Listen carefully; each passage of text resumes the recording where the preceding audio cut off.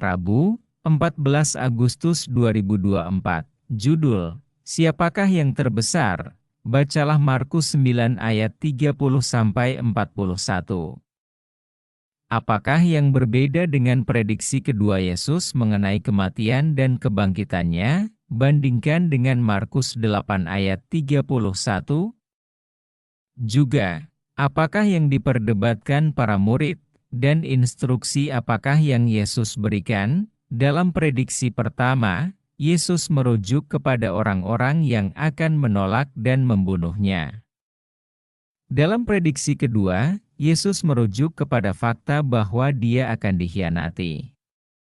Pengkhianat itu tidak disebutkan saat ini, tetapi pembaca sudah mengetahui siapa pengkhianat itu karena identifikasi Yudas. Lihat Markus 3 ayat 19. Sekali lagi, Tuhan merujuk pada saat Dia akan dibunuh dan kemudian bangkit setelah 3 hari. Namun para murid tampaknya kurang tertarik dengan rincian prediksi ini ketimbang pada waktu itu disebutkan pertama kali. Berita yang tidak diinginkan tidak mengundang diskusi. Dalam Markus 8 ayat 27, Yesus berada di utara Danau Galilea dekat Kaisarea Filipi. Dalam Markus 9 ayat 30 Dia melewati Galilea. Dan dalam Markus 9 ayat 33 Dia memasuki Kapernaum. Karenanya, tidak sulit memvisualisasikan perjalanannya dari utara ke selatan. Bagaimanapun, Dia memasuki Kapernaum sendirian sementara ke-12 muridnya tertinggal di belakang. Di rumah itu, Dia mencari tahu tentang diskusi mereka di jalan.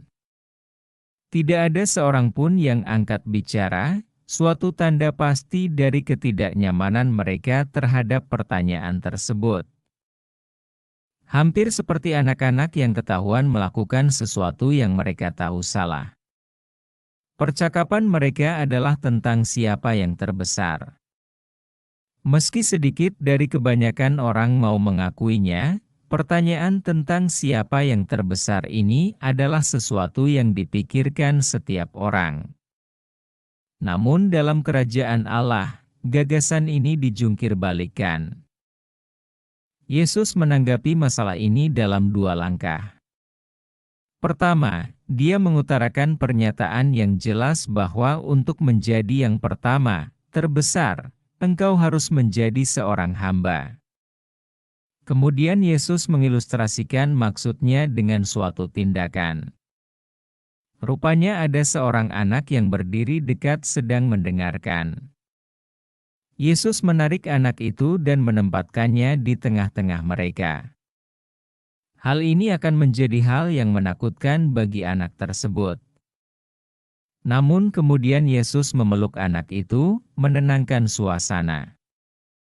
Yesus mengajarkan bahwa jika engkau menerima anak itu, engkau menerima Dia, dan jika engkau menerima Dia, engkau menerima Bapanya. Dengan demikian, anak yang paling rendah itu dihubungkan dengan Allah sendiri. Yohanes mengajukan sebuah pertanyaan tentang orang luar, dan Yesus mengajarkan pelajaran penting bahwa mereka yang tidak melawan kita adalah di pihak kita. Tuhan menegaskan bahwa membantu mereka yang melakukan pelayanan Kristen, bahkan dalam cara-cara sepele sekalipun, tidak akan luput dari perhatian di surga. Apakah perbedaan gagasan Alkitabiah tentang kebesaran dengan gagasan dunia? Yang manakah yang Anda sedang usahakan?